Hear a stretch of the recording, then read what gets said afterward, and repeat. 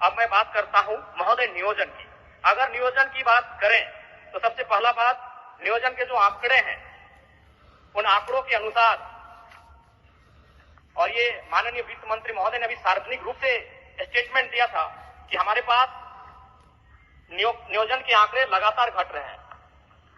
2022 की स्थिति थी कि हमारे पास 5,33,000 पदों का सृजन था, जो 2023 में घटकर 4,66,000 हो गया। और आज की बात करें, एक दिन पहले माननीय सदस्य सत्येंद्र तिवारी जी ने भी सवाल किया था और जवाब मिला, लगभग 45% जो पद है वो आज भी रिक्त है। आज तो ये कहीं ना कहीं चिंता का विषय है। दूसरी बात, पहला तो नियोजन के मामले में सरकार काफी पीछे है, और जो अगर हम नियोजन कर भी रहे हैं तो उसमें क्या हो रहा है अध्यक्ष महोदय, नियोजन नीति नहीं रहने के कारण हमारे राज्य के युवाओं के साथ बहुत बड़ा धोखा हो रहा है। इस राज्य की निर्माण का जो उद्देश्य था, वो उद्देश्य कहीं ना कहीं यह दिख रहा है कि हम उस उद्देश्य से काफी भटक चुके हैं। इस राज्य का निर्माण इसलिए नहीं हुआ था कि हमारे राज्य के युवा बेरोजगारी का सामना करेंगे, हमारे राज्य के युवा अन्य प्रदेशों में जाकर मजदूरी, दिहाड़ी मजदूरी करने का काम करेंगे। यहाँ तक युवाओं, नौजवानों, भाइयों की बात तो छोड़िए, आंकड़े यह बताते हैं कि हमारे राज्य में लगभग 75,000, जिनमें अधिकांश आदिवासी बहनें मुंबई में, गुजरात में, दिल्ली में, चंडीगढ़ में, उन बड़े शहरों में दाई घर में झाड़ू पोछा लगाने का काम करती है। एक केरल राज्य है जहां की बहनें अगर अपने घर की चौखट को लांघती हैं तो वो डॉक्टर बनकर किसी राज्य में जाती हैं। दूसरे राज्य की बहन बेटियां अगर अपने घर की चौखट को लांघती हैं तो वो किसी सरकारी पदों को धारण करके दूसरे राज्य में जाती है। लेकिन झारखंड के लिए चिंता का विषय है कि हमारे घर की बहु बेटियां अगर चौखट को लांघती है तो नौकरानी बनकर दूसरे राज्यों में जाती है। अध्यक्ष महोदय, ये आंकड़े बताते हैं। इसलिए मैं कुछ आंकड़ों के माध्यम से बताना चाहूंगा। सीएचओ की नियुक्ति, जिसमें 550 सीट था, 220 सीटें अनरिजर्व थी, जिनमें 150 तो राजस्थान से हुए। ये शहादत, ये संघर्ष, ये झारखंड आंदोलन किस लिए, किस दिन के लिए कि 220 सीटों में 150 सीटें राजस्थान के लोगों का हुआ, तो फिर कोई औचित्य नहीं इस राज्य के निर्माण का, कोई औचित्य नहीं विनोद बिहारी महतो, जयपाल सिंह मुंडा, विषम गुरु शिबू सोरेन के आंदोलन का। आज इस राज्य के युवाओं के सपनों के साथ धोखा हो रहा है। अध्यक्ष महोदय, बातें यहीं नहीं रुक रही है। 2023 में पब्लिक प्रोसिक्यूटर में 113 पोस्ट हैं, जिनमें 72 सीटों में गैर झारखंडियों की नियुक्ति ली गई। गिरिडीह जिला में 2023 में 12 हाई स्कूल टीचर की बहाली ली गई, जिसमें 8 टीचर गैर झारखंड के थे। बोकारो जिला में उसी साल 13 हाई स्कूल टीचर की बहाली ली गई, जिसमें 9 बाहर के थे। 2022 में जेपीएससी के द्वारा 232 सीटों में 125 अनरिजर्व थे, जिसमें 82 गैर झारखंड के थे। अध्यक्ष महोदय, ये महज आंकड़े नहीं, इस राज्य की एक शर्मनाक स्थिति को बता रहा है कि हमारे पास क्या प्लानिंग है, हमारे पास क्या तरीके हैं कि हम इन चीजों को रोक सकें। 2024 में जेपीएससी के द्वारा 28 टाउन प्लानर की नियुक्ति की गई, जिसमें 17 गैर झारखंड के हैं। अध्यक्ष महोदय, ये बहुत ही चिंता का विषय है। यही नहीं, जेएसएससी के द्वारा 2023 में इलेक्ट्रॉनिक मैकेनिक्स के पद पर बहाली लिया गया, जिसमें 22 अनरिजर्व सीटों में 11 झारखंड से बाहर के थे। जेएसएससी के द्वारा 2023 में ड्राइंग प्रशिक्षण पदाधिकारी के पोस्ट पर नियुक्ति ली गई, जिसमें 43 अनरिजर्व सीटों में 22 गैर झारखंड के थे। 2023 में पुनः जेएसएससी के द्वारा फीटर की बहाली ली गई, जिसमें 91 अनरिजर्व सीटों में 24 गैर झारखंड के थे।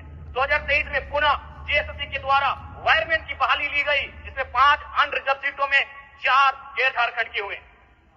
2023 में जेएसएससी के द्वारा पुनः वेंडर पोस्ट की बहाली ली गई और इस बार 46 अनरिजर्व सीटों में 16 गैर झारखंडों की नियुक्ति ली गई।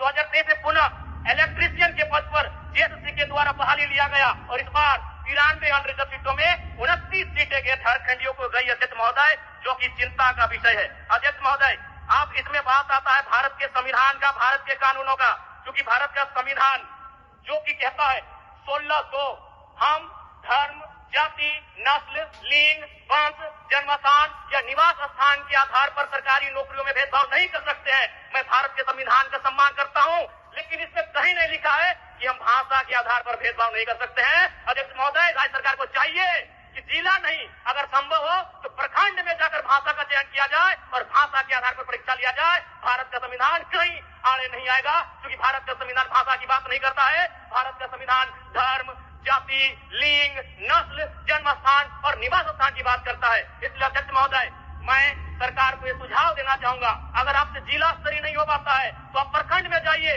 और वहां कौन सी भाषा बोली जाती है उस भाषा के आधार पर परीक्षा लीजिए। अध्यक्ष महोदय, मैं एक छोटा उदाहरण देता हूं।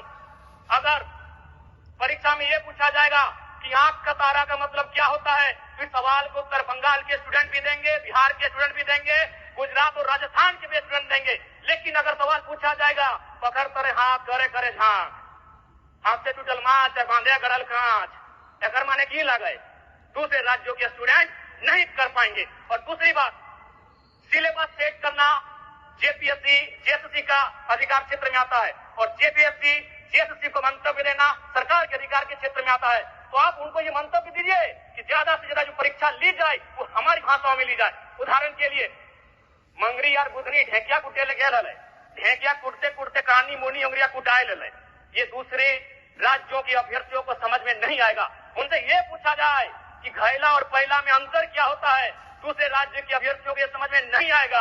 आप अगर उनको सिलेबस देंगे तो सिलेबस तो कोई भी याद कर सकता है, उन्हें सिलेबस नहीं, जो हम लोग गांव में होता है, जो हमारी संस्कृति में होता है, जो हमारी परंपराओं में होता है, उनके आधार पर परीक्षाएं ली जाए। और नहीं तो ये मैया सम्मान योजना की राशि मैं सराहना करता हूं सरकार की, लेकिन कब तक बांध के रखेगी हमारे नौजवानों को और हमारी उन माओं को जिनको आप 2,500 रुपए दे रहे हैं, लेकिन उन्हीं की बेटों और बेटी की नौकरियां जो 50,000, 70,000, 90,000 अब दूसरे राज्यों को बेचने का काम कर रहे हैं, ये कब तक बांध के रख पाएगी अध्यक्ष महोदय। इसलिए मैं सरकार को सीधा सुझाव देना चाहूंगा और विशेषकर क्योंकि मेरी आयु कम है, मैं पहली बार सदन में आया हूं और मैं चाहूंगा कि विभाग के मंत्री के साथ साथ मैं संसदीय कार्य मंत्री का बहुत आदर करता हूं, मेरे इस बात को थोड़ा ध्यान से सुने मंत्री महोदय। क्या यह संभव है 60-40, आप उसे 60-40 के स्थान पर 60-20-20 कर दें। 60 यानी जो हमारा ओबीसी, एसटी, एसटी और ईडब्ल्यूएस का रिजर्व कोटा है और 20 जनरल 1, जनरल 2। क्या ये अभी मत कुछ कहिएगा क्योंकि मेरा लय मत खराब कीजिएगा, बीच में मैं आपसे जानना चाहूंगा क्या ये संभव है जनरल 1, जनरल 2। जनरल 1 में केवल झारखंड के जनरल होंगे और जनरल 2 में झारखंड के अलावा पूरे भारत वर्ष के जनरल सामान्य अभ्यर्थियों को मौका क्या दिया जा सकता है, क्या ये संभावनाएं हो सकती है? मैं माननीय संसदीय कार्य मंत्री के संज्ञान में ये देना चाहूंगा अध्यक्ष महोदय।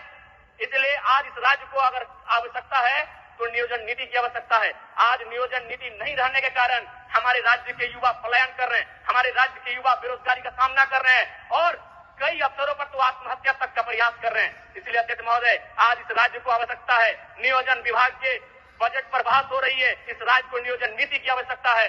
मैं आपसे ये आग्रह करना चाहता हूं अध्यक्ष महोदय। अब मैं थोड़ा सा बात करना चाहता हूं निजी कंपनियों पर। माननीय मुख्यमंत्री धनबाद गए हुए थे झारखंड मुक्ति मोर्चा की स्थापना दिवस के कार्यक्रम में गोल्फ ग्राउंड, और शायद धनबाद जाने के बाद उनके अंदर विनोद बिहारी महतो, कॉमरेड एकेरा, शिबू सोरेन की आत्मा शायद समा गई थी।